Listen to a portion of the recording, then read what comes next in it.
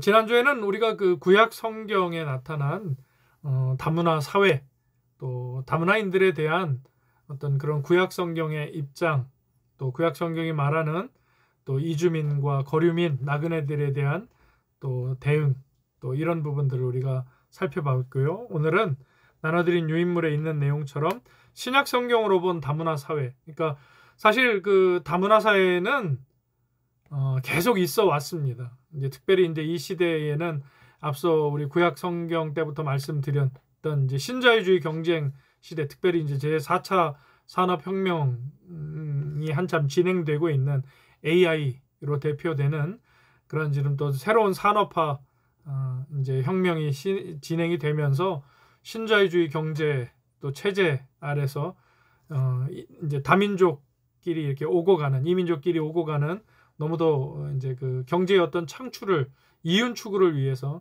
우리가 그런 시대 가운데 살아가고 있는데요. 이제 그런 면에서 우리가 특별히 이제 신약 성경, 그러니까 구약 성경은 그 구약 성경하고 신약 성경하고는 좀 내용이 다릅니다. 그러니까 신약 성경은 분위기가 좀 달라지죠.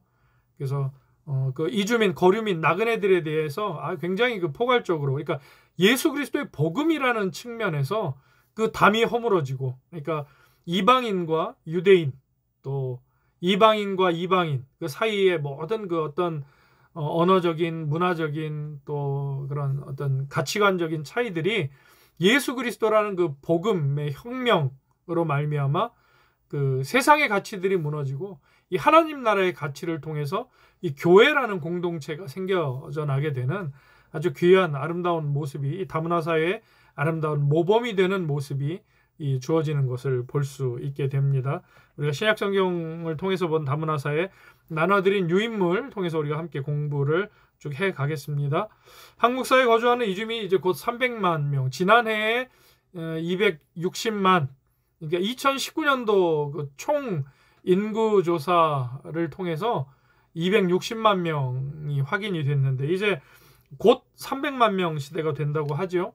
데이터에 의하면 전문가들은 한국 사회에 거주하는 이주민이 2030년, 올해가 이제 2021년인데요. 약 10년 뒤가 되면 500만 명 정도가 될 것이라고 예상을 하고 있습니다.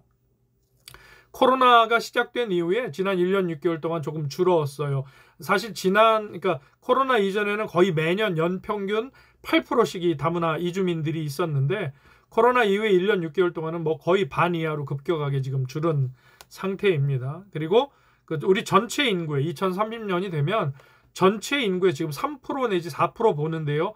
약 10%에 가까운 까지 우리 이주민들이 증가하게 될 것이라고 전문가들은 보고 있습니다. 그러니까 노동의 방식으로 이주한 노동 이주자들, 또 혼인의 방식으로 이주한 혼인 이주자, 또 그러한 가정들이 이루어진 선주민과 이주민이 하나 된 다문화 가족, 자녀, 난민, 뭐 유학생, 이렇게 해서 인구 전체에 지금 현재 한 4% 정도를 차지하고 있다고 보는데요.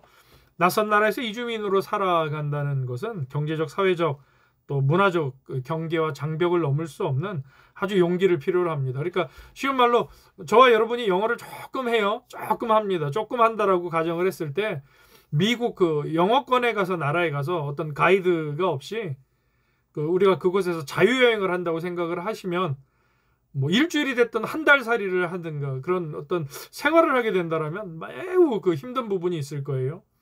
그 나라의 뭐 법이라든가 일반적인 사람 살아가는 모습은 다 똑같지요. 그렇죠? 거주의 어떤 이런 모습이나 의식주 같은 경우에 큰 차이는 없습니다. 그러나 먹는 음식의 차이, 또 옷, 뭐 기후, 특별히 언어, 또 문화의 이런 차이들이 있다라는 거죠.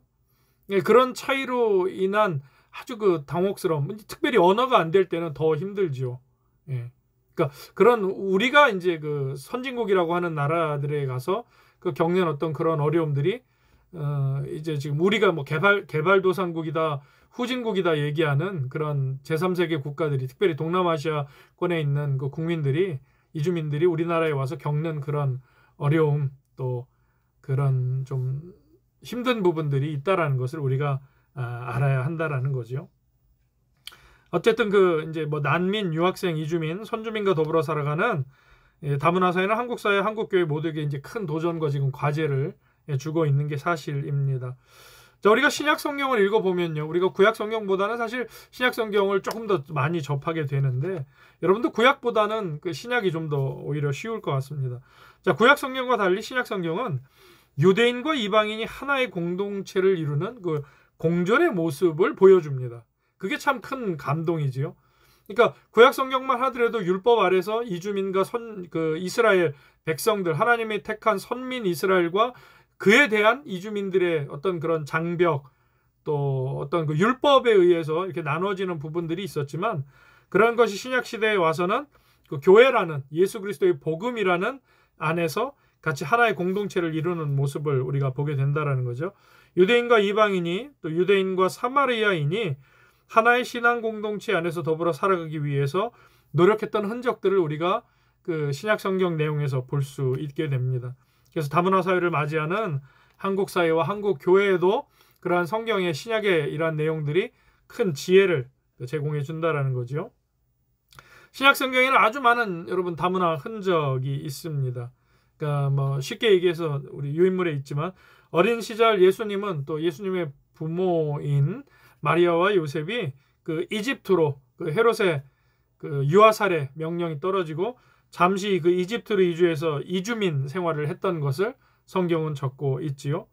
그리고 나그네와 객으로 살아가는 사람들을 환대하는 초기 기독교 신앙 공동체의 그 모습들을 우리가 사도행전이나 그 성경 속에서 특별히 자주 보게 됩니다.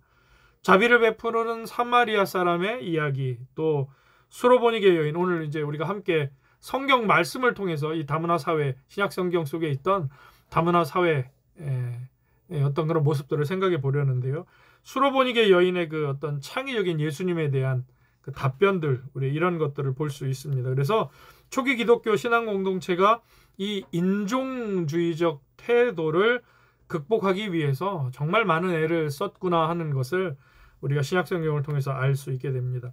신약 성경을 통해서 다문화 사회를 우리가 바라보려고 하는 이유는 유대인과 이방인이 어우러져서 그 공존과 조화의 신앙 공동체를 형성했던 비결을 찾아보기 위해서입니다. 그 비결을 찾아서 오늘 이 시대 가운데도 같은 의미로 우리가 다문화인들과 함께, 선주민과 이주민으로 함께 살아가고자 하는 어떤 그런 길을 모색해 보고자 하기 위해서 우리가 이 성경을 통한 다문화 사회를 살펴보고자 하는 거죠. 나그네와 객으로 살았던 초기 기독교 신앙 공동체 신앙적 여정은 낯선 사람이나 외부인을 환대하고 배려하는 이 사회적 문화적 신앙적 가치가 녹아져 있습니다. 그러니까 여러분, 복음이, 예수 그리스도의 이 말씀이, 복음이 그 어느 나라든지 퍼져서 들어가게 되면 가장 먼저, 그러니까 굉장히 그 기득권을 가졌던 사람들한테는 불편했던 게 뭐였냐면 그 계급이 이제 그 깨지는 거죠. 예수 그리스도의 복음의 능력은 일단 그 하나님이 만드신 적 없는 그 계급 사회, 이제 아주 인본주의적인 그런 어떤 인간의 서열을 정하고, 또 인간의 어떤 그런 계급을 정하고, 지금 뭐 힌두교 같은, 뭐 인구는 중국 다음으로 많은 인도지만 그 카스트 제도라는 그 참 그 말할 수 없는 아픈 그 제도 안에서 그 이렇게 나누어져서 그 국가로서의 기능을 제대로 하지 못하는 모습을 우리가 또 이 시대 21세기에 보고 있지 않습니까? 근데 그 인도라는 나라에 복음이 들어가게 되면 달라지겠지요. 왜냐하면 남미의 복음이 처음 들어갔을 때 이 똑같은 그 스페인이나 영국이나 프랑스나 그 무적 함대의 힘을 가지고 남미 땅을 들어갔지만, 그때 어떤 그런 제국주의만 들어간 게 아니거든요. 제국주의적 그 선교가 있긴 했지만, 그러나 그 가운데도 물론 예수 그리스도의 복음은, 하나님의 말씀은 말씀으로서 역사를 했어요.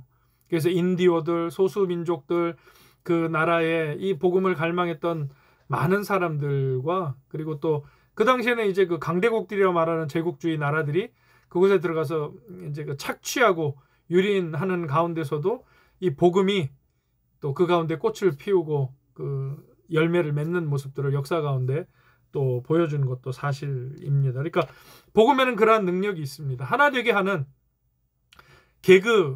계급을 인간이 만들어 놓은 어떤 계급이나 어떤 이 담들을 허무는 모든 그 담을 허무는 예수 그리스도라는, 그러니까 하나님과의 인간의 관계성 속에서 죄로 막혀진 담을 예수 그리스도께서 이제 허물어 버리셨듯이, 해결하셨듯이, 이 예수 그리스도의 복음은, 진리의 말씀은 세상 안에 있는 어떤 모든 그 흩어져 있던 것들, 무너져 있던 것들을 회복시키고 또 그 세대와 가치관의 차이 가운데 있는 어떤 그런 담들을 허무는 그러한 역할을 지난 2000년 동안 해 왔다라는 거죠. 복음이 들어간 곳에는 항상 그 변화가 있었습니다. 개혁이 있었고요.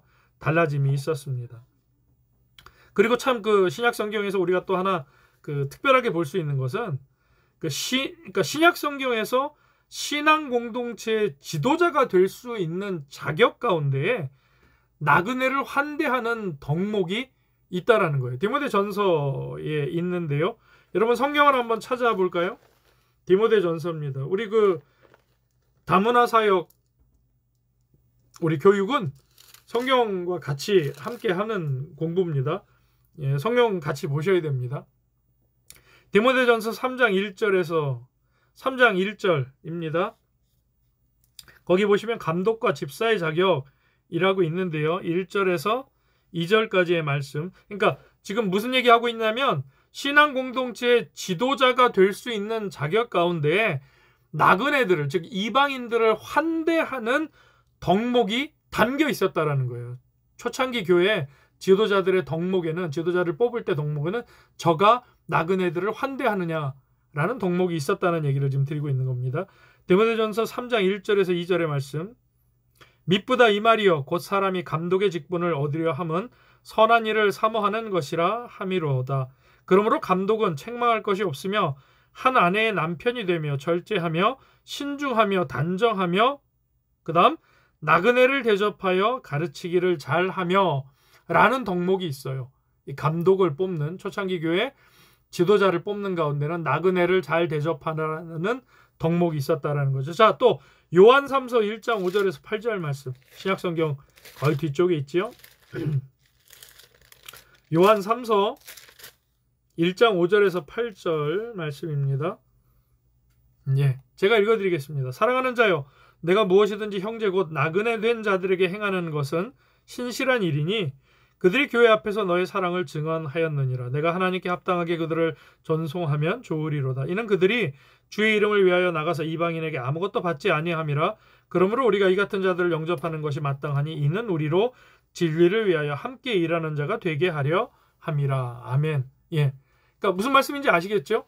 초창기 교회 때 그 신앙 공동체 지도자들, 디컨, 집사, 또 감독, 장로들을 세울 때 이러한 그 나그네들을 환대하고 나그네들을 잘 접대하는 덕목이 그 사람들을 뽑을 때 있었다. 그만큼 그들을 존중해 줄 줄 아는 신약 그 교회 공동체의 모습이 있었다.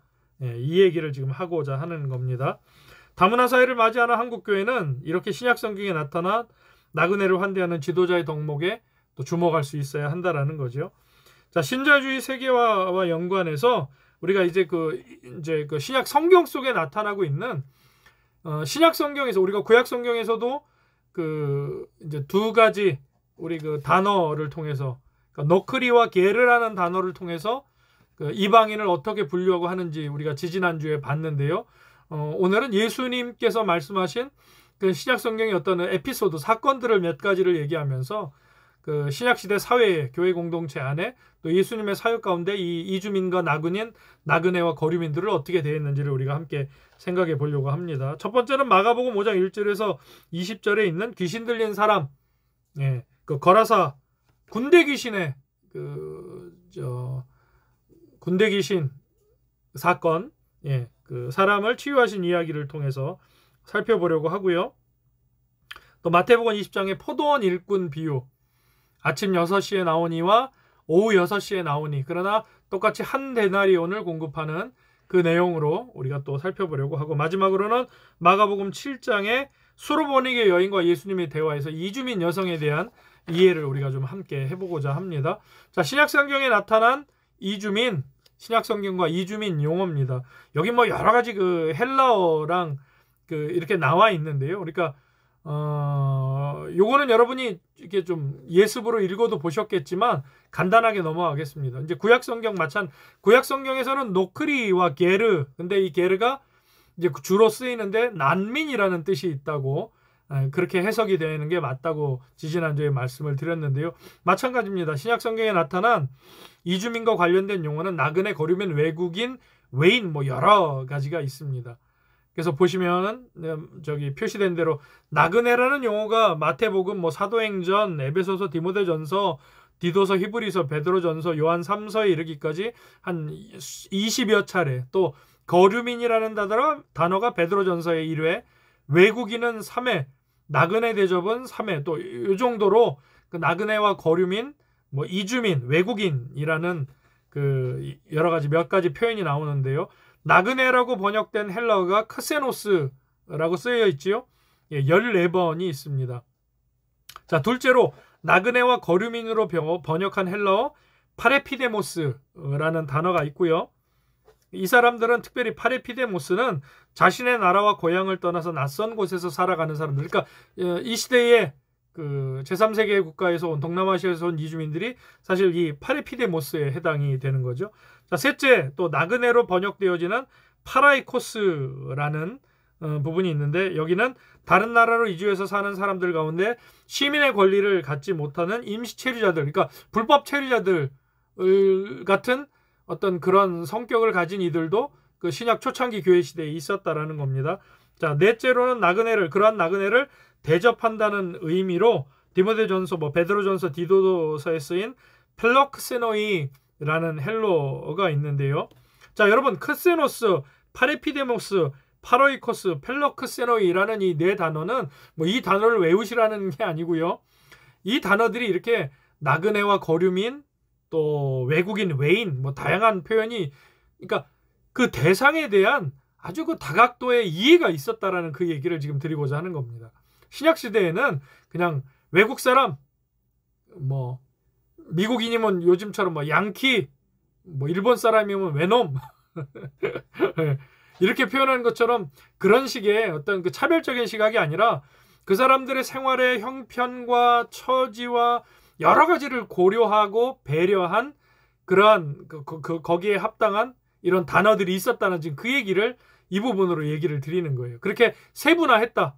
신약시대 교회들은, 성도들은 그렇게 나그네들을 자연스럽게 그 사람들의 삶의 기준에 맞춰줘서 이해하고자 했고 받아들이고 했고 또 흡수했다, 교회 안으로. 지금 그 얘기를 드리는 겁니다. 다시 말씀드리면 거류민, 나그네란 의미를 구약성경처럼 이방인이라는 의미로 그냥 이렇게 뭉뚱거리지 않고 당사자들이 처한 상황에 따라 세분화했다라는 것을 볼 수 있다라는 겁니다. 신약시대에는. 여러분, 이건 신앙적인 배려입니다. 그러니까 복음이어서 가능할 수 있는 일이에요. 유대인들이 절대로 그런 사람들이 아니라고 했지 않습니까? 굉장히 배타적이고 굉장히 그 뭐 사마리아인 개 대하듯 하고 뭐 하여튼 뭐 로마인은 뭐 말할 것도 없고요. 그런 민족인데 복음이 들어가니까 변화되어서 이 예수 그리스도의 사랑으로 변화되어서 이 신앙적인 배려의 측면으로 이들을 맞이한다라는 거죠. 그러니까 틀림과 다름의 분류의 근거로서가 아니라 구약 성경은 그런 면이 있었어요. 구약 성경에서는 외국인과 그러니까 이 시대로 따지면 선주민과 이주민에 대한 저들과 우리가 틀린 일, 또 다른 일, 이런 분류의 근거로서 그런 이름, 노크리나 게르 같은 이름이 주어졌지만 신약 시대에는 반대로 역전 그 생각이 돼서 하나됨의 근거와 이유를 찾는데 이러한 단어들이 쓰였다는 거예요. 그러니까 완전히 달라요. 구약 성경의 이방인에 대한 이해와 신약 성경이 초창기 교회 공동체, 성령의 역사가 이루어지는 교회 공동체 안에서 이방인에 대한 이해는 전혀 다릅니다. 저들하고 우리는 다르다는 기준을 세우기 위한 것이 아니라 저들과 우리는 하나다라는 근거, 이유를 찾기 위해서 이렇게 다양한 크세노스, 파레피데모스, 파라이코스, 펠럭세노이라는 이런 다양한 헬라어 단어들을 인용해서 사용해서 그들을 그렇게 이해하고 받아들이려 했다는 것이 아주 귀한 가치라는 이야기입니다. 자, 신약 성경의 이주민 기독교인들에 대한 이야기. 신약 성경의 여러 곳에서 당시 신앙 공동체 기독교인들 역시 이주민의 삶을, 그러니까 기독교인들 역시 이주민의 삶을 살았다는 그러한 얘기입니다. 다양한 인종, 문화, 역사, 이 다원적인 혼재되어 있는, 여러분 그 이스라엘 지도를 언제 한번 보시면 좋겠는데 지금 여기는 없네요. 이스라엘 지도를 보시면 그 지중해를 끼고 있는 에베소나 저쪽에 그 두로와 시돈이라는 우리 그 구약, 그러니까 저 북쪽, 예, 그쪽으로 해서 이 지중해를 끼고 있는 연안 도시들은 뭐 그 다양한 문화, 다양한 인종, 또 우상도 많이 섬기고 이스라엘 역사 가운데 그랬던 나라들입니다. 그러니까 굉장히 많은 그 다인종 다문화가 혼재해 있던 것이 사실 그 2000년 전에 팔레스타인 근동 지역의 상황이라는 거죠. 그러니까 현대 사회에 비해서 다양한 교류와 만남이 그 이 시대만큼은 이루어지지 않았다 할지라도 신약 성경의 기독교 신앙 공동체는 다양한 인종, 언어, 문화가 공존하는 사회 공동체였다라는 겁니다. 그렇게 출발을 했다라는 거죠. 서로 다른 문화, 다른 피부색, 다양한 언어, 신분적 차이, 그리고 다른 전통과 관습을 지니고 살았던 사람들이 신앙 공동체 안에서 하나가 되었다. 예수 그리스도를 중심으로. 이게 아주 귀한 겁니다. 대표적인 예가 그 사도행전에 나오는 안디옥 교회지요. 이방인 교회, 그러니까 이방인들이 모여서 함께했던 교회였는데, 이거 제가 첫 시간에도 말씀드렸지만 이방인 선교를 위해서 특화된 교회가 안디옥 교회입니다. 바울과 바나바가 예루살렘 교회에서 파송도 받지요. 그리고 선교의 그 근거지가 되기도 합니다. 이방인 선교회. 다양한 인종과 신분이 그 교회 공동체 안에 있었어요. 사도행전 11장 26절에 보면 처음으로 이 교회가 그 그리스도인들이라는 호칭을 받습니다. 이것도 의미가 커요. 그러니까 안디옥 교회 교인들을 보고 처음으로 그리스도인, 그리스도의 사람들이다, 그리스도의 사람들이다 저들이, 이렇게 칭함을 받았다라는 겁니다. 그들이 뭐가 그랬을까요? 그들이 뭐 은사를 베풀고 요즘처럼 뭐 프로그램을 돌려서 교회에서 전도하고 뭐 구제하고 이런 일로 그리스도인이라고 했을까요? 아니에요. 자기들끼리 모이는 일은 예수 그리스도를 중심으로 너무 예배 잘 드리고 은혜를 사모하고 성령의 역사가 있고 하는 일들은, 교회 안에서 이루어지는 일들은 계속 있었어요. 성령의 역사로. 너무 교회 오고 싶어 했고 자신들의 그 물물들을 나누고 뭐 이 계급이 없이 교회에 오면은 먹을 것을 가지고 싸우는 그랬던 사람들이, 내가 먼저 먹느냐 네가 먼저 먹느냐 했던 사람들이 뒤에 오는 사람을 위해서 기다려줄 줄도 알고, 이 식탁 공동체의 귀한 의미를 일궈냈던 게 바로 이 안디옥 교회라는 거예요. 근데 그들의 무엇이 세상 사람들로 하여금 그리스도인이라 불렸느냐? 네, 그 교회 단박을 나와서의 그들의 삶이 다양한 인종들을 대하고 하나님을 모르는 사람들을 대하는 그들의 삶의 모습이 그리스도인이다. 저들의 저 삶의 모습이, 저들이 예수 그리스도라는, 저들이 마르고 따르는 그 스승의 모습이 저들의 삶 속에 있다. 그렇게 칭함을 받았다라는 겁니다. 우리에게도 꼭 필요한 얘기겠지요. 그리스도인 닮은 삶을 살았다라는 겁니다. 자, 인종적으로, 신분적으로, 그리고 성적으로 차별이 존재하는 동시에 그런 상황이었지만, 그런 것이 서로 대립하고 갈등하는 사람들이, 그랬던 사람들이 하나의 신앙 공동체로, 어서 오세요. 우리 저 나권사님, 이필수 권사님, 신권사님 어서 오십시오. 그랬던 신앙 공동체가, 그러니까 그 성적으로 남녀, 성비, 인종적, 신분적 차별이 존재했을 당시에 그 시절에 그렇게 갈등하고 대립할 수 있는 사람들이 신앙이라는 이름으로 예수 그리스도로 그 예수님을 믿는 믿음으로 하나가 될 수 있었다라는 거예요. 갈라디아서 3장 28절 말씀 찾아보겠습니다. 고린도 전후서 다음에 있죠? 네. 에베소서 앞에 갈라디아서 3장 28절입니다. 아주 유명한 말씀이에요. 너희는 신약성경 306쪽 갈라디아서 3장 28절 같이 읽겠습니다. 시작. 너희는 유대인이나 헬라인이나 종이나 자유인이나 남자나 여자나 다 그리스도 예수 안에서 하나이니라. 아멘. 이 사고가 있었다라는 거예요. 초창기 교회 공동체 안에. 이건 바울만의 생각이 아니었어요. 그러니까 복음으로 변화받은 사람들은 다 이런 기본적인 마인드가 있었다라는 거예요. 유대인이나 헬라인이나 종이나 자유인이나 남자나 여자나 그러한 차별이 심했던 그 시대임에도 그리스도 예수 안에서 뭐다? 너희는 하나다. 한 형제요 한 자매다. 한 식탁에서 먹고 마실 수 있다. 기가 막힌 일이죠. 뭐 이제 겨우 150년, 200년 돼가는 한국 기독교 역사에서도 이 복음이 들어왔을 때 뭐 너무 그 기가 막힌 얘기들 많이 있지 않습니까? 가까운 김제 기역자교회, 우리 금산교회라고 얘기하는 교회에서 그 주인이 종을 장로로 추대하고 본인이 장로가 될 수 있는 상황에서도 그리고 그를 또 그 금산교회 그 초대 목사님으로 평양신학교회까지 보내서 유학을 보내서 목사 안수를 받게 해서 와서 그 본 교회에 그 주인이 종을 그 당회장 목사로 세우는 그러한 모습들, 뭐 평양의 삼정현 교회 그 뭐 초창기 한국 교회 기름 부으심이 있던 동노예 시대에 노예가 하나일 때 시대의 그 기름 부으심은 뭐 이루 말할 수 없습니다. 뭐 그때 양반 사회가 아니었나요? 아니에요. 양반 사회였어요. 조선 후기 복음이 들어와. 근데 그러한 사회 체계 속에서도 그런 개혁 또 갱신의 역사가 성령님을 통한 그러한 역사가 한국 사회 안에도 아니 한국 사회뿐만이 아니라 전 세계에 복음이 들어간 어떤 나라에서도 그러한 변화, 개혁, 갱신 하나님의 나라의 의와 공의, 공평, 정의를 이루기 위한 일들이 그 평등, 십자가, 이웃사랑, 하나님 사랑에 대한 일들이 있어졌다라는 거죠. 그걸 우리 신약 성경이 지금 얘기하고 있는 겁니다. 네. 유대인과 이방인의 인종적 관점, 종과 자유인의 신분적 시각, 여성을 폄하하는 남성 우월의 태도를 지니고 있었던 신약성경 시대에도 그런 게 있었어요. 여러분 신약성경 시대에도 인종적, 신분적, 사회적 관점을 포기하고 그리스도 안에서 하나가 되었다는 것은 놀라운 선언이다. 그러니까 안디옥 교회 사람들에게 저들이 그리스도인이라고 말하는 게 이게 참 위대한 선언인 거예요. 그러니까 우리가 여러분 그 구체적으로 해야 됩니다. 우리가 흔히 캐치프레이즈처럼 구호처럼 얘기하잖아요. 초대교회로 돌아가자. 초창기 교회로 돌아가자. 뭐 그런 얘기 많이 하잖아요. 근데 그게 안디옥 교회를 얘기하는 거예요, 여러분. 초창기 교회에 안디옥 교회를 얘기하는 겁니다. 그 교회의 선한 영향력, 복음의 능력, 성령의 능력.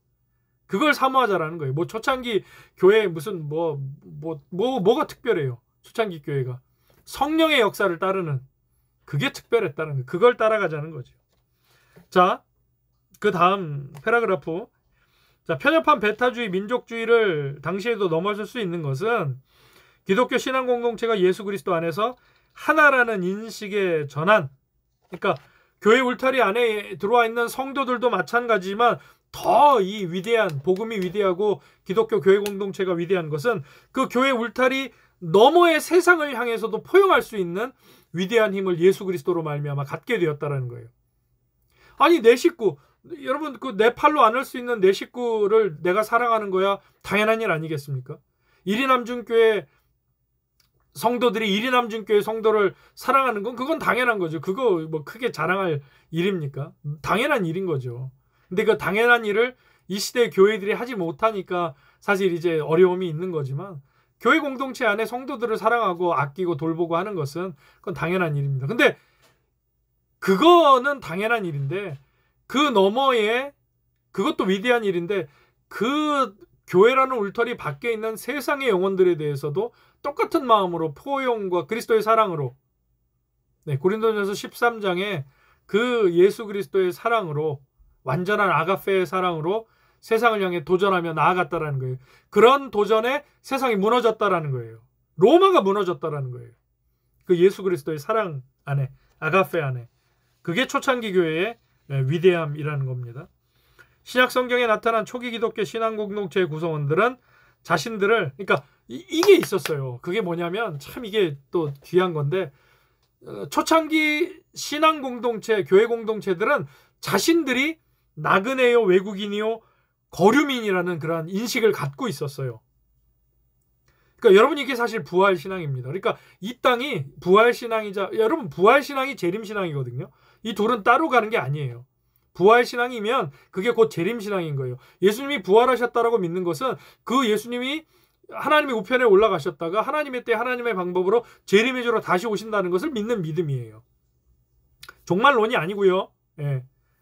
여러분 근데 이 우리가 따라 살아가는 이 시대의 이 땅의 육의 이 삶이 잠시 나그네의 삶이라는 그런 인식이 누구에게 있었다? 초창기 교회 교인들에게 있었다라는 거예요. 그러니까 이 땅에서 악의 다툼으로 살고 그냥 먹고 살기 바쁘다가 죽어서 가는 천국이 아니라 이 땅은 우리가 잠시 스쳐 지나가는 나그네와 같은 거류민과 같은 삶이다. 사도 바울이 그 얘기를 참 많이 합니다. 서신서에. 목회 서신서에. 그리고 결국 우리는 우리의 본향집으로 천국으로 영생천국으로 가게 될 것이라는 그 인식이 초대교인들 성도들에게 있었다라는 거예요.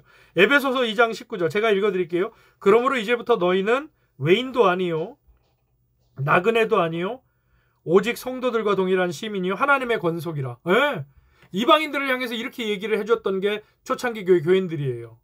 그러니까 쉬운 말로 우리 사역이 세계선교국의 1위 남중교회 대외 우리 열방을 향한 선교의 사역이나 이 지역사회 대내 이 지역사회에 있는 다문화 가정들이나 이주민 근로자들에 대한 사역이 바로 이 마인드가 있어야 되는 거예요.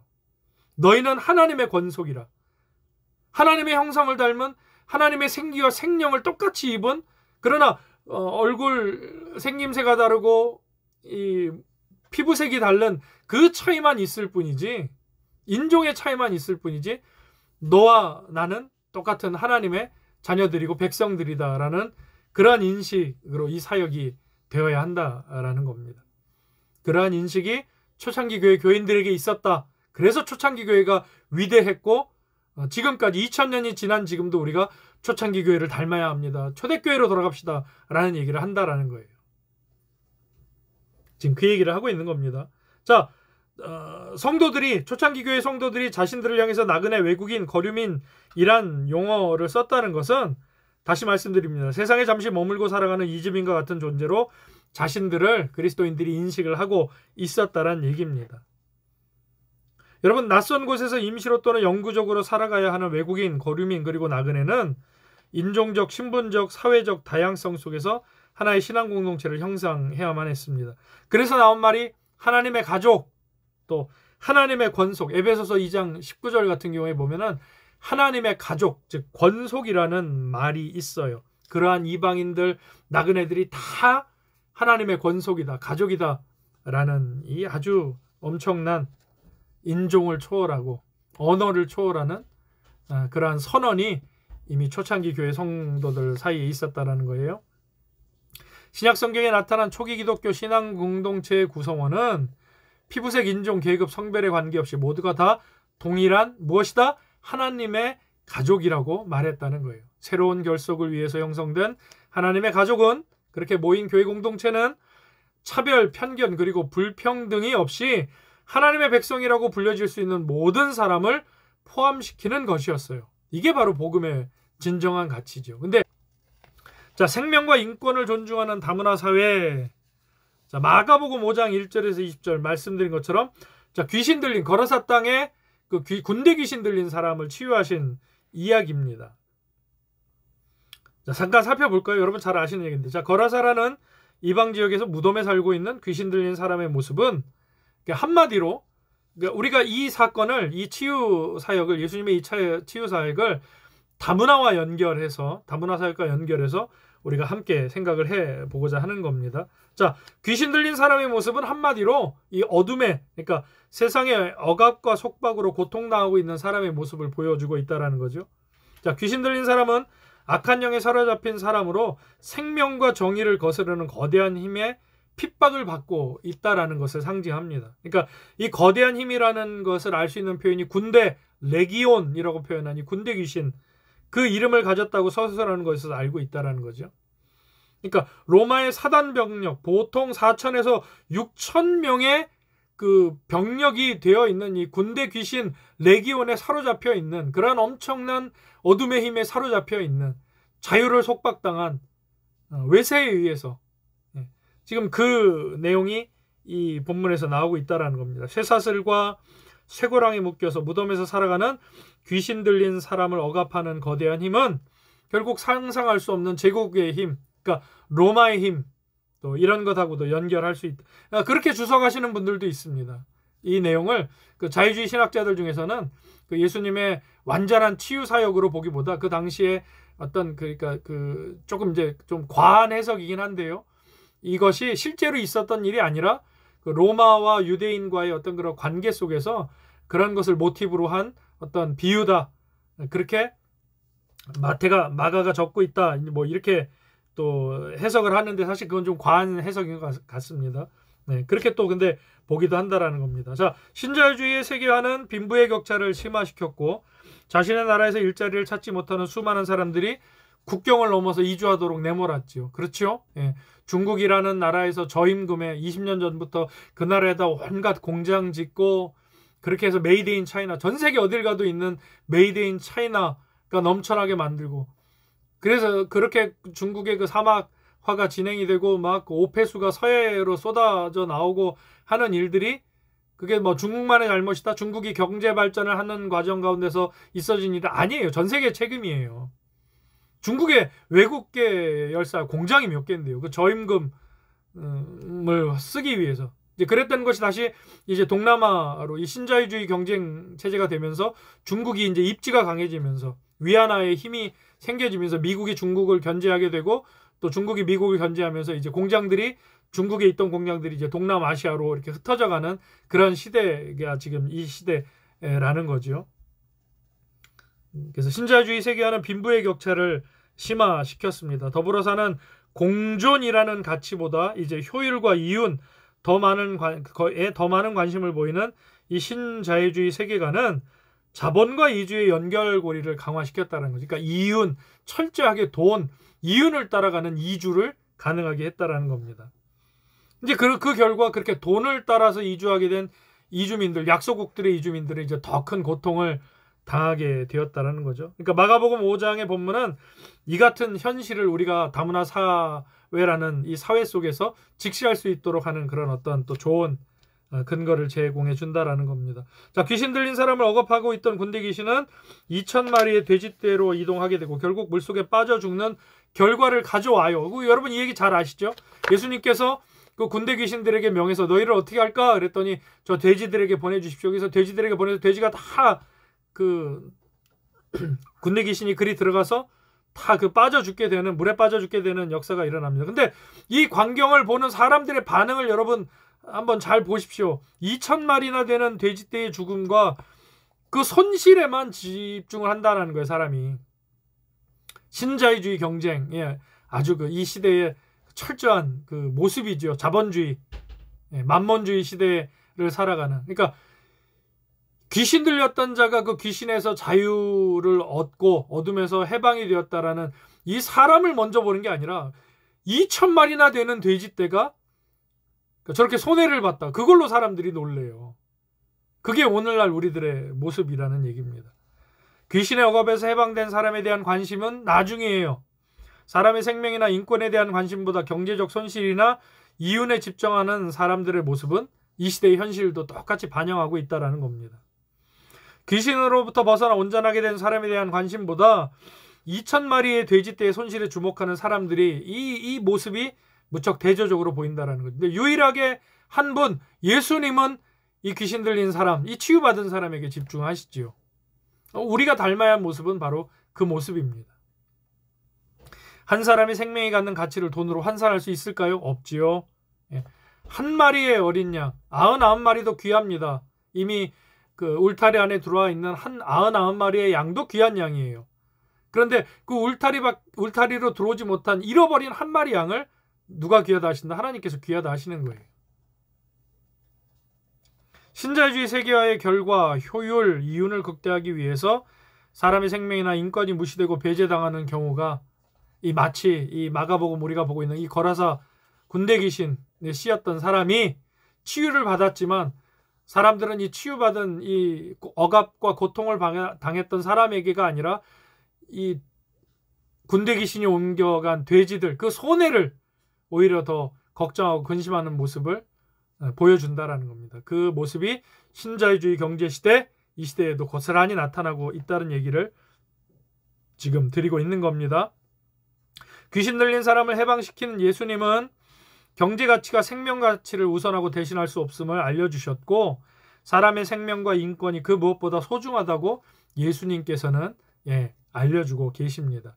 다른 말로 경제적 이윤과 효율이 사람의 생명보다 앞선다? 아니요. 그럴 수 없다라는 거예요.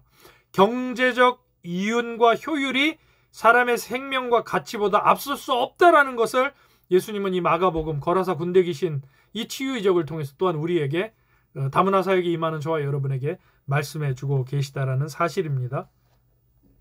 우리가 이 마가복음 본문을 통해서는 이 부분을 우리가 생각해 보면 좋겠고요. 자, 다음에 정의사회를 실현하는 다문화 사회, 마태복음 20장 1절에서 16절. 여기에 보면은 그 포도원 일꾼들, 주인이 일꾼들을 초대해서 그 하루에 그 삭슬 주는 내용, 한 데나리온의 이야기입니다. 근데 종합적으로 정리를 해보면 아침 6시에 나온 사람과 오후 6시에 나온 사람을 똑같이 한 데나리온을 준다라는 거예요. 처음 온 사람이든, 그러니까 일찍 온 사람이든 늦게 온 사람이든. 근데 그것은 주인의 권리라는 거죠. 주인이 그렇게 할 수 있다라는 거죠. 근데 문제는 뭐냐? 일찍 와 있던 사람들이 자신의 기득권을 주장한다라는 거예요. 그러니까 우리 같은 선주민이 먼저 내가 이 땅에서 살았고 이 땅에서 기득권을 누렸기 때문에 나중에 온 사람들 앞서서 내가 똑같이 받아야 되지 않겠느냐. 뭐 건강보험에 그 혜택을 받는 외국인들, 또 뭐 세금의 혜택을 받는 외국인들, 똑같이 저들과 나는 이 나라 국민인데 내가 더 저 혜택을 받아야지 어떻게 저들을 혜택을 더 주냐. 지금 이게 우리 사회적인 기조 아닙니까? 우리가 외국인들에 대해서 이 나라가 지금 갖고 있는 그 아주 많은 그 마음 속에 있는 이야기들 아닙니까? 그렇게 해서 배쳐가고 하고 있는 일들이 지금 그 이야기를 포도원 일꾼 비유를 통해서 얘기해 주고 있는 겁니다. 유대인들에게 여러분 하루는 우리는 그 저녁 12시부터 그러니까 새벽 12시부터 그 다음날 12시를 하루를 치지만 유대인들에게 하루는 해지는 저녁, 그러니까 오후 6시부터 그 다음날 오후 6시가 하루의 개념이에요. 그러니까 요 차이를 생각하시고 요 본문을 보면 이른 아침이라고 표현되는 이 시간은 이제 오전 6시 제일 먼저 와서 일을 시작한 그 이른 아침이라고 표현되는 이 본문 속의 시간대는 대략 오전 6시쯤이 되는 겁니다. 그리고 그 우리 마태복음 20장에 나오고 있는 이 본문 속에 제3시라고 얘기하는 부분은 오전 9시쯤 되는 거예요. 6시는 낮 12시, 제9시가 오후 3시. 그리고 본문에 제일 나중에 온 사람, 그러니까 11시, 이 사람은 오후 5시쯤, 거의 하루가 끝날 때, 하루의 일과가 끝날 때쯤에서 온 사람을 얘기하는 겁니다. 자, 그러면 12시간 일한 사람하고, 그렇죠? 12시간 일한 사람하고 1시간 일한 사람이 동일한 임금을 받았다라는 거예요. 근데 주인의 입장에서는 약속을 할 때 똑같이 한 데나리온을 주겠다. 하루의 일당이 한 데나리온이기 때문에 한 데나리온을 주겠다라고 약속을 이미 했어요. 그렇게 다 약속을 받았고. 그런데 나중 온 사람에게 한 시간 일한 사람에게 한 데나리온을 준다고 하니까 아침 6시에 온 사람이 뭐라고 반응을 해요? 이거 말이 되지 않습니까? 말이 안 되지 않습니까? 어떻게 1시간 일한 사람한테 한 데나리온을 줍니까? 그럼 나는 더 줘야 되지 않겠습니까? 지금 이렇게 얘기가 됐다라고 이 얘기를 지금 예수님이 비유로 말씀을 하시는 거예요. 그러니까 사실 문제는 12시간보다 적게 일한 사람을 대하는 포도원 주인의 태도입니다. 9시간 혹은 6시간, 3시간, 1시간을 일한 노동자에게 포도원 주인은 동일한 임금, 즉 한 데나리온을 주겠다고 한 거예요. 여기서 이제 다툼과 갈등이 일어나게 됐다라는 거죠. 포도원에서 일한 노동자에게 임금을 주는 방식이 참 독특해 보입니다. 가장 늦게 온 노동자부터 시작해서 또 임금을 주는 방식도 독특해요. 이 포도원 주인이 하나님의 방법이에요. 가장 늦게 온 사람부터, 그러니까 우리가 일반적으로 생각할 땐 제일 많은 시간 일하고 제일 일찍 온 사람들, 줄 서서 맨 앞에 있는 사람들부터 줘야 되는데 저 맨 뒤에 온 사람들부터 뭘 주기 시작하니 맨 앞에 있는 사람들이 이게 뭐야, 이게 뭔 경우야, 지금 이렇게 됐다라는 거예요. 근데 이게 주인의 권리예요. 주인이 그렇게 하겠다고 한 겁니다. 그러니까 맨 뒤에 나중에 온 1시간 일한 사람한테 한 데나리온을 주니까 아침 6시에 온 사람은 나는 좀 더 주시겠구나, 더 받을 수 있겠구나, 이런 생각을 했다라는 거예요. 근데 그게 자신의 생각이라는 것을 알게 되자, 똑같이 한 데나리온을 준다라는 것을 알게 되자 분노하죠. 6시에 왔던 노동자는 분노하고 격하게 주인에게 항의를 하게 된다라는 거예요. 자, 마태복음 이 본문에서 말하는 것처럼 포도원 주인이 먼저 온 노동자에게 잘못한 게 있나요, 여러분? 잘못한 게 없어요. 한 데나리온을만 약속을 했으니까요. 오히려 나중 온 노동자에게 이 포도원 주인은 호의를 베푼 겁니다. 여러분, 그렇지요? 이게 참 그 패러다임 시프트가, 그러니까 발상의 전환이, 의식의 전환이 이만큼 중요한 거예요. 예수님이 정말 기가 막힌 얘기를 비유로 말씀을 하신 겁니다. 이게 천국에 대한 사실 말씀인데요. 유대인들에 대한, 말을 해도 못 알아듣는 유대인들에 대해서, 처음 된 자가 나중이 되고 나중 된 자가 처음 되며 일어선 자는 넘어질까 조심하라는 그 말씀 속에 다 들어있는 거지요. 그러니까 하나님께서 불러서 세우셔서 선택받았다고 여기는 정작 유대인들은 이 하나님의 말씀을 못 알아듣는 거예요. 그러니까 천국은 이런 자들의 것이다 라면서 예수님이 지금 말씀을 하고 계신 거죠.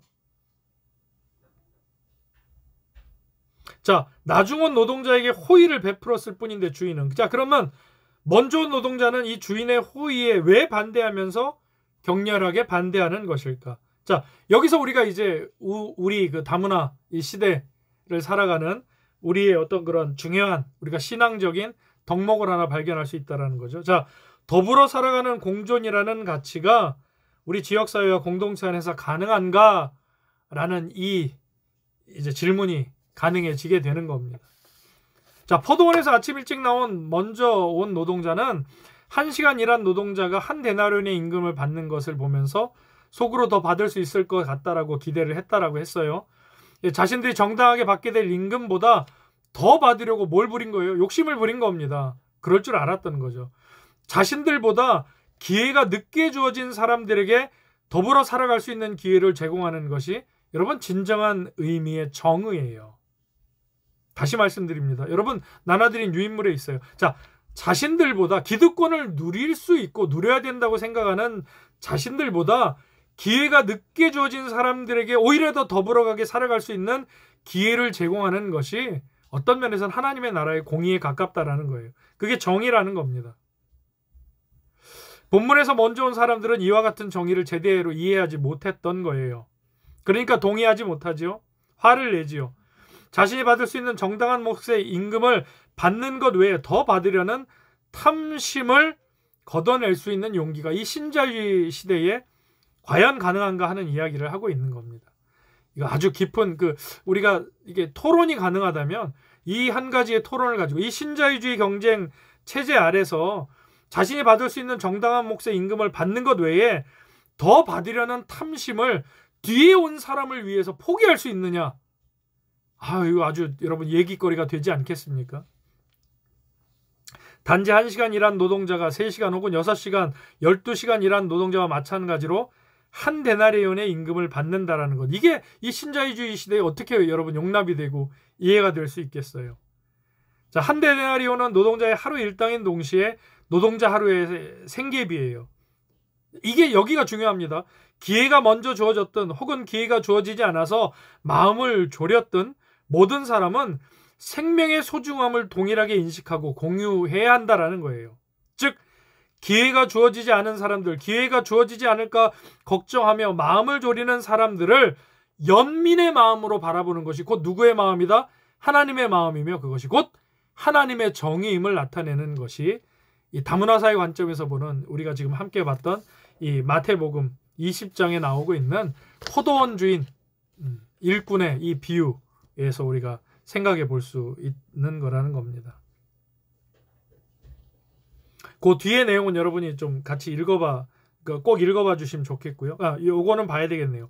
자, 포도원 일꾼의 비유는 다문화사회에서 살아가는 사람들에게 정체성의 주제를 제안해 주는데요. 각자는 먼저 온 사람들, 즉 저와 여러분이죠. 선주민의 정체성을 갖고 살아가고 있는지 혹은 가장 늦게 온 사람들이 정체성, 또 이주민의 정체성을 갖고 살아가고 있는지를 묻고 있는다는, 이거는 서로 그 쌍방향에 대한 거죠. 이주민은 이주민, 가장 나중 온 자로서의 정체성을 갖고 살아가는지, 또 먼저 살아가고 있는 우리는 선주민으로서의 그러한 정체성을 가지고 살아가고 있는지, 하나님 안에서 그걸 지금 얘기하고 있는 겁니다. 그러니까 자본주의, 인본주의 시각으로, 자본주의적 사고로 따지자면 먼저 구원받은 사람으로 예수님과 동고동락하며 순교한 예수님의 제자들과 십자가에 함께 달려 마지막 순간에 주님을 영접한 강도와는 틀림없이 차이가 있어야 한다는 거예요. 다시 말씀드릴게요. 죽을 고생 다 하고 예수님 같이 도래도 맞고, 그 바울의 고백처럼 뭐 태형에도 처하고 40에 감한 매를 몇 대를 맞고 그런 죽을 고생을 다 하면서 예수님을 섬겼어요. 하늘에 상급도 있어요. 자, 그렇게 예수님과 자기 십자가를 지고 고난의 길을 함께 걸었어요. 자, 그렇게 30년, 40년 남편에게 핍박받으면서, 아내, 자녀들에게 예수 믿는다고 핍박받으면서 그렇게 지금까지 왔어요. 그렇게 구원을 받아요. 자, 그런데 내가 지난주에 전도한 사람이 일주일 뒤에 죽었어요. 그렇게 얘기하면 좀 안 되겠구나. 1년 전에 전도한 사람이 예수님을 잘 믿었어요. 세례도 받았어요. 그리고 갑자기 한 2년쯤 지나서 집사직분도 받고, 그리고 이분이 이제 하나님의 부르심을 받았어요. 근데 우리 생각에는, 아니 내가 40년 고생한 나랑 이제 겨우 2년 신앙생활한 사람하고 차이가 있어야 되지 않겠느냐. 복을 받아도 내가 받아야지 저보다. 이런 사고방식이 우리 안에 있다라는 거예요. 신자유주의 경제 체제가, 이 자본주의 개념이 우리 안에 그렇게 아주 깊이 각인되어 있다라는 게, 우리가 신앙생활을 하고 있지만 그걸 지금 우리가 이 마태복음 본문, 이 포도원 일꾼의 비유를 통해서 우리가 한번 되새겨 볼 수 있어야 한다라는 거죠. 이게 바로 되면 우리가 앞으로 다문화 사역 가운데 오고 이제 보내주시는 이주민들을 대할 때 선주민으로서 우리가 넓은 열린 마음으로 대할 수 있게 될 겁니다. 제가 다문화 사역을 진행하고 계신 여러 교회들, 지금 이제 코로나 때문에 그 교회들도 어려움을, 다문화 사역을 진행을 못해서 안타까움 중에 있고, 저희도 계획했던 노방전도나 또 다문화 가족들 우리 함께 모여서, 사실 5월 달에는 우리가 어디 포드락 행사라고 해서 우리 저기 수양원에 가서, 완주에 있는 수양원에 가서 우리 세계 선교 국원들하고 우리 다문화 가정들, 노동자들 함께 해가지고 이렇게 도시락 같이 나눠 먹는 좀 그런 행사도 기획하고 있는데, 지금 코로나 때문에 전혀 진행이 안 돼요. 근데 다문화 사역을 먼저 5년, 10년 전에 했던 교회들, 지금 잘하고 있는 교회들이 초창기에 되게 힘들었던 게 뭐냐면, 다문화 사역을 이 교육이 없이 그냥 무조건 섬긴다, 구제한다, 전도한다는 마음으로 외국인들을 받아들였다가 아주 뜻밖의 장소에서 식당에서 밥 먹는 모습이 그렇게 미워 보이더래요. 맛있는 반찬 나오면 자기들은 자기 삶 속에서, 우리가 그래도 고기 반찬 해 먹고 계란 요즘 계란값이 그렇게 비싸다면서요. 계란 후라이 하나 먹을 수 있잖아요. 근데 계란 후라이 하나가 귀하고 그런 외국인들이 있을 수 있잖아요. 그러니까 교회 오면 계란 후라이 하나 더 먹고 자기 애들 하나 더 주고 고기 반찬 더 챙기고 미역국에 고기 좀 더 놔달라고 하고, 그게 그렇게 미워 보이더라는 거예요. 그럴 수 있다라는 거예요. 내가 이 교회를 오래 다니고 내가 전도해서 데리고 왔는데 내가 먼저 좀 누려야지, 이제 온 저 사람. 그러니까 이 마인드의 차이가 이게 달라지지 않으면 이 다문화 사역이 참 어렵다라고 얘기를 많이들 하세요. 근데 그게 깨어지면, 이런 교육들을 통해서, 말씀을 통해서 그 인식이 깨어지면, 이 선주민의 의식이 있으면, 하나님 나라라는 이 나라 안에서, 그 공평과 정의라는 대의명제 안에서 내가 선주민으로 먼저 은혜로 불러주신 자들이고, 이제 나중되어서 이제 겨우 오후 3시에 6시에 1시간 일하기 위해서 온 사람들이더라도 저들이 주인의 필요에 의해서 와서 함께 일한 자들, 그러니까 동일한 조건을 가진 사람들이다. 내가 먼저 왔기 때문에 내가 뭔가를 누려야 된다가 아니라, 주인의 입장에서 저들을 이해하면 똑같이 우리가 받아들일 수 있다는 거죠. 그러니까 이게 굉장히 위대한 복음의 능력이라고 저는 생각합니다. 그리고 우리에게 필요한 능력이고요. 지금 그 얘기를 하고 있는 겁니다. 이 말씀 속에서. 맨 뒷부분입니다. 자, 우리가 이제 어떤 정체성을 가지고 살아가고 있느냐, 이거를 우리가 이제 묵상을 해야 됩니다. 그러니까 오늘 사실 뒤에 이제 우리 수로보니게 여인 요 내용은 여러분 잘 아시는 내용인데 시간이 1시간이 지나서 오늘 요 마태복음 여기까지만 하겠는데요. 수로보니게 내용은 여러분 꼭 한번 읽어보세요. 여러분 잘 아시는 본문인데 이 본문의 내용을 다문화 사역과 관련해서 이렇게 풀어낸 겁니다. 근데 요 뒷부분의 내용은 수로보니게 여인이 이주민으로서의 정체성, 그러니까 이른 비를 맞고 살아가는 사람들, 이른 비의 은혜를 맞고 살아가는 사람이 아니라 이주민으로서 이제 늦은 비의 은혜를 입는 사람이 어떤 마음가짐으로 또 선주민들에게 주시는 그 은혜를 나눠 가질 것인가, 함께 향유할 것인가, 이 부분이에요. 그러니까 이 내용은 사실 이주민들, 우리가 이제 이주민 근로자들이나 다문화 가정들 구성원들하고 함께 우리가 선주민 이주민으로서 함께 나누면 더 좋은 내용이긴 한데, 요거는 이제 이주민에 대한 어떤 그런 부분이거든요. 그래서 요거는 여러분 이해하시고 읽어만 봐주시면 되는데, 저와 여러분에게 중요한 거는 이 마태복음 20장에 나오고 있는 이 본문이에요. 20장 1절에서 16절에서 나오는 포도원 일꾼의 비유. 그러니까 아침 6시에 나왔다고 여기고 또 그렇게 신앙생활을 해온 저와 여러분이 12시간이 지난 저녁 6시에 와서 겨우 30분 1시간 일하고 똑같은 한 데나리온을 받으려고 하는, 주인에게 받으려고 하는 사람들을 어떤 마인드와 시각으로 신자유주의 경제적 마인드와 자본주의, 만몬주의로 우리가 저들을 대하느냐, 하나님의 나라와 공평과 정의의 시각으로 그들을 대할 수 있느냐. 누구의 입장에서? 주인의 입장에서.